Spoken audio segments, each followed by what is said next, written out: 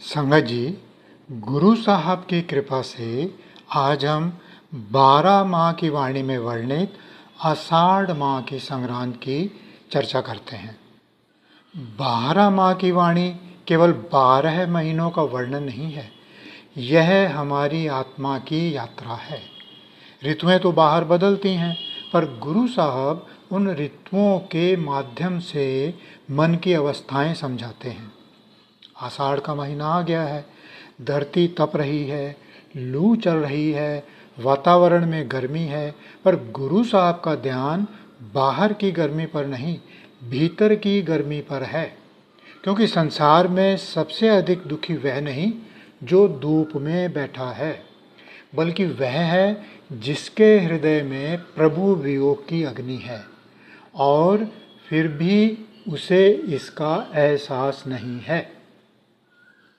आइए गुरु साहब के चरणों में बैठकर आषाढ़ माह का संदेश सुनते हैं। पहला पद है, आषाढ़ तपंदा तिस लगे, हरि नान जन्ना पास, जग जीवन पुरख त्याग के, मानस संधि आस। संगत जी, गुरु साहब कहते हैं कि आषाढ़ की तपन उसी को लगती है जिसके पास हरि नाह अर्थात प्रभु पति नहीं है। सोचने वाली बात है, धूप तो सबको लगती है, फिर गुरु साहब ऐसा क्यों कह रहे हैं? क्योंकि यहाँ धूप केवल मौसम की नहीं है, यह उस बेचैनी की धूप है जो मनुष्य के भीतर जल रही है। धन है फिर भी चिंता है, परिवार है फिर भी असुरक्षा है, सुविधाएं हैं फिर भी चैन नहीं है। कारण क्या है? कारण यह है कि मनुष्य ने जगत के जीवन दाता को छोड़ दिया और मनुष्यों से आशा बांध ली। संगत जी, संसार में प्रेम रखना गलत नहीं है, परंतु सहारा संसार को बना लेना भूल है। जैसे कोई व्यक्ति रेगिस्तान में मृग मरीचिका देखकर उसकी ओर दौड़ता रहे, दूर से पानी दिखाई देता है लेकिन पास पहुंचने पर कुछ नहीं मिलता, फिर दूसरी दिशा में भागता है, फिर तीसरी दिशा में, पूरी उम्र दौड़ता रहता है पर प्यास नहीं बुझती। ठीक यही अवस्था उस जीव की है जिसने परमात्मा को, सतगुरु को छोड़कर संसार से सुख मांगना शुरू कर दिया। गुरु साहब कह रहे हैं, हे जीव, जिसको तू खोज रहा है वह लोगों में नहीं प्रभु में है। दूसरा पद कहता है, दुई भाई विगूचिए, गल पैस जम की फास, जेहा बीजे सोलुणे, मथे जो लिखे आस। संगत जी, जो जीव प्रभु से भी दूर हो गया और संसार में भी उलझ गया, उसकी दशा बड़ी विचित्र हो जाती है। ना तो वह संसार का हुआ, ना सतगुरु का हुआ। यही है दुई भाई विगूचिए। ऐसा मनुष्य बाहर से हंसता दिखाई दे सकता है, पर भीतर भय, चिंता, ईर्ष्या, अपेक्षा और असंतोष की फांस लगी रहती है। गुरु साहब उसे जम की फांस कहते हैं। यह केवल मृत्यु के बाद का विषय नहीं है। आज जो भय में जी रहा है, जो हर समय खोने से डर रहा है, जो तुलना में जल रहा है, वह भी जम की फांस में ही है। फिर गुरु साहब एक अटल नियम बताते हैं, जेहा बीजय सो लुणे, जैसा बोओगे वैसा काटोगे। एक किसान खेत में बबूल बो दे और वर्षों बाद आम की आशा करे, क्या ये संभव है? नहीं। धरती वही लौट आती है जो उसके भीतर डाला गया हो। इस प्रकार जीवन भी वही लौट आता है जो हम उसमें बोते हैं।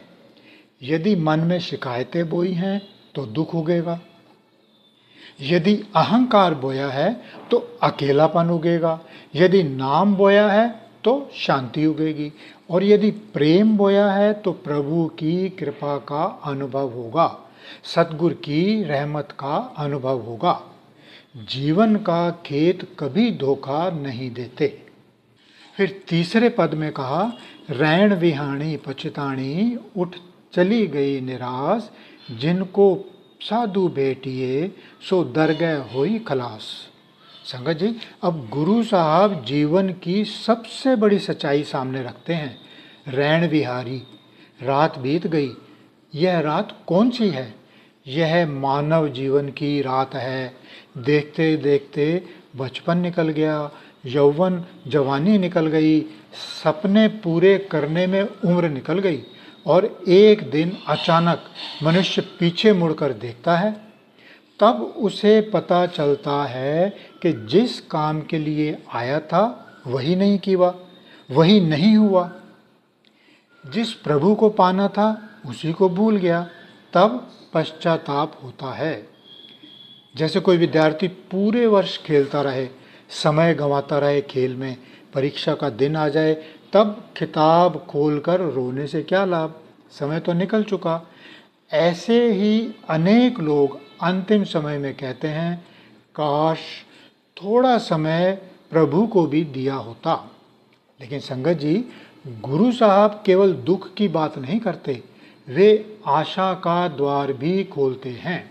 जिनको साधु भेटिए, जिसे सच्चा गुरु मिल जाए, जिसे संतों की संगति मिल जाए, जिसे कोई जगा दे, उसका जीवन बदल सकता है। उसके लिए अभी भी देर नहीं हुई।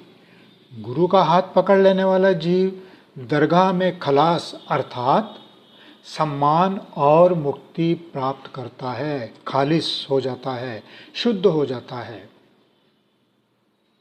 चौथे पद में महाराज कह रहे हैं, कर कृपा प्रभ आपनी, तेरे दर्शन होई प्यास, प्रभ तुद बिन दूजा को नहीं, नानक की अरदास। संगत जी, अब गुरु साहिब का हृदय अरदास बन गया है। ध्यान दीजिए, गुरु साहब धन नहीं मांग रहे, यश नहीं मांग रहे, लंबी आयु नहीं मांग रहे। वे क्या मांग रहे हैं? तेरे दर्शन होई प्यास। हे प्रभु, मुझे तेरी प्यास दे। कितनी अद्भुत प्रार्थना है संगत जी। जब किसी रोगी की भूख समाप्त हो जाती है तो वैद्य सबसे पहले भोजन नहीं देता, वह भूख जगाने की दवा देता है, क्योंकि भूख आ गई तो भोजन स्वयं अच्छा लगने लगेगा। इसी प्रकार आत्मा की सबसे बड़ी बीमारी है प्रभु के प्रति रुचि का समाप्त हो जाना। और सबसे बड़ा स्वस्थ क्या है?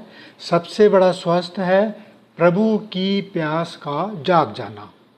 जिसे प्रभु की चाह लग गई, सतगुरु की चाह लग गई, उसे संसार फीका लगने लगता है।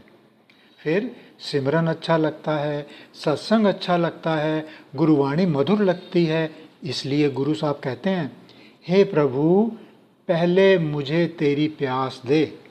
फिर आगे कहते हैं, प्रभ तुद बिन दूजा को नहीं, हे मालिक अब तेरे सिवा मेरा कोई नहीं।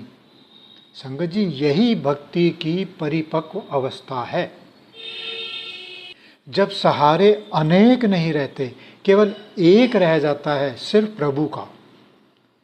अब अंतिम पद है, अषाढ़ सुहंदा तिस लगे, जिस मन हर चरण निवास। संगत जी, गुरु साहब पूरी वाणी का निष्कर्ष दे रहे हैं। जिस आषाढ़ शुरुआत में तपता हुआ बताया गया था, वही अब सुहावना हो गया। कैसे? क्या मौसम बदल गया? नहीं, मन बदल गया।